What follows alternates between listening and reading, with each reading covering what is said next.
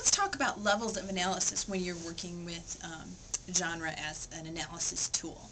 So you can look at, you can think about genre in different ways, okay? You can either start with, and if we look at these levels, the bullet points, they're organized from a macro level to a micro level, okay? So larger to smaller. So we can think of that genres have fairly common goals, okay? Fairly typical goals, whether they be narrative, means telling a story, okay? Or argumentative, and those are two kinds of genres that we're going to talk about. Genres have fairly common goals, okay? And again, we'll talk about that later.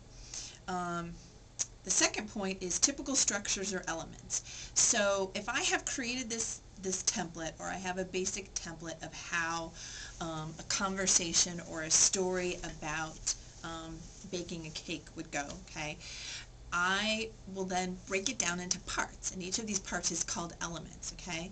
And then at this level, I think about what do each of those elements look like, okay? What are the typical structures? How are they created? How are each of the elements created in this genre?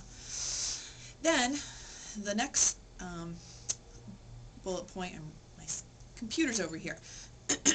How are they organized? Okay, so once I've broken them down into units, is every time that I know that this genre is going on, are these units always in this order? Can they be moved around? What happens if one of the elements is missing? What happens if somebody switches the order around? How does that affect the message? So it's even if you, and this is really important for prediction skills, and even if you make a prediction and you think, oh, you know what, okay, now they're going to tell the pun in the joke, and in the end they don't. They don't put it at the timeline that you think it's going to happen. It's different from all the other templates you've seen. They end up putting it down here, or they put it up front. That's okay. The important point to note is that you were able to identify the element and where it normally goes in the order.